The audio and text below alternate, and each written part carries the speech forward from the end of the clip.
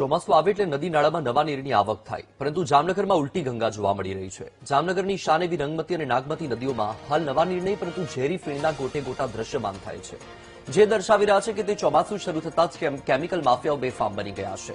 સામાન્ય વરસાદી છાંટા પડતાની સાથે જ સ્થાનિક કારખાનેદારોએ ઔદ્યોગિક કેમિકલયુક્ત ઝેરી પાણી નદીમાં વહાવી દીધું। આ જ કારણ છે કે શહેરના ઐતિહાસિક વિક્ટોરિયા પુલ પાસેથી પસાર થતી રંગમતી નાગમતી નદી પ્રદૂષણનો ભોગ બની છે। અહીંયા સફેદ ઝેરી ફીણના મોટા ગોટે ગોટા જોવા મળી રહ્યા છે, જેનાથી સ્થાનિક લોકોમાં ભારે રોષ છે। સ્થાનિકોએ આક્ષેપ લગાવ્યો છે કે દર વર્ષની જેમ આ વર્ષે પણ વરસાદી પાણીની આડમાં પ્રદૂષિત પાણી નદીમાં છોડવામાં આવ્યું છે, જેણે જીપીસીબી વિભાગની કામગીરી સામે મોટો સવાલ ઉભા કરી દીધા છે। આ અંગે જ્યારે જવાબદાર અધિકારીનો સંપર્ક કર્યો તો તેમણે પોતાની જવાબદારીમાંથી હાથ ખંખેરવાનો પ્રયાસ કરી દીધો। દર વખતે જ્યારે રંગમતી અને નાગમતીના પાણી આવે છે ત્યારે કેમિકલ યુક્ત પાણી અંદર આવે છે, એના ફીણ જે રોડ ઉપર ઉડતા હોય છે। આ સરકાર ખાલી મોટી મોટી પોતાની બળાઈઓ જ કરે છે।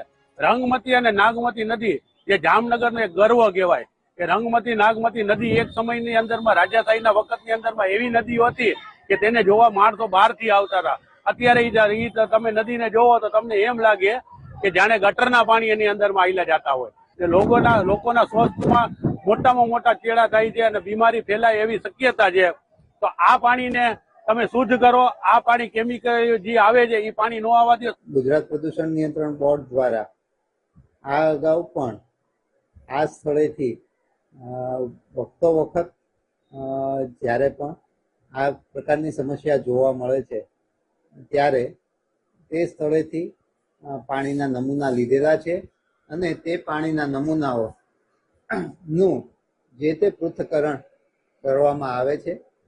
તે પૃથ્થકરણ અહેવાલોના જોતા તેમાં ઘરગથ્થુ ગંદા પાણીની એટલે કે તેમાં ટોટલ કોલિફોર્મ અને ફિકલ કોલિફોર્મની માત્રા જે અમારા પૃથ્થકરણ અહેવાલમાં વધારે જણાય છે અને જે બાબતે વખતો વખત ગુજરાત પ્રદૂષણ નિયંત્રણ બોર્ડ દ્વારા જામનગર મહાનગરપાલિકા સાથે પણ સંકલન કરવામાં આવે છે અને તે જગ્યાએ જે એસટીપી એટલે કે સ્યુએજ ટ્રીટમેન્ટ પ્લાન્ટની વ્યવસ્થા ગોઠવવામાં આવશે